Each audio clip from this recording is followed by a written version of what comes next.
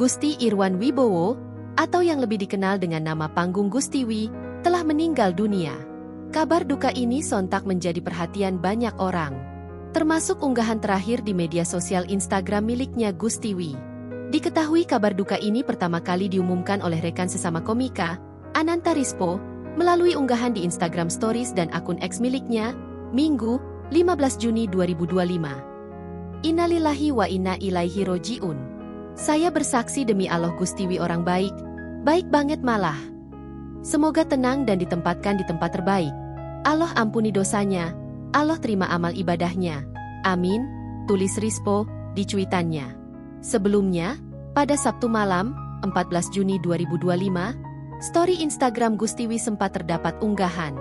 Unggahan tersebut berisi repost story warganet yang menyematkan akun Gustiwi, termasuk unggahan soal lagu Gustiwi berjudul Diculik Cinta, yang menjadi soundtrack film GJLS Ibuku Ibu-Ibu.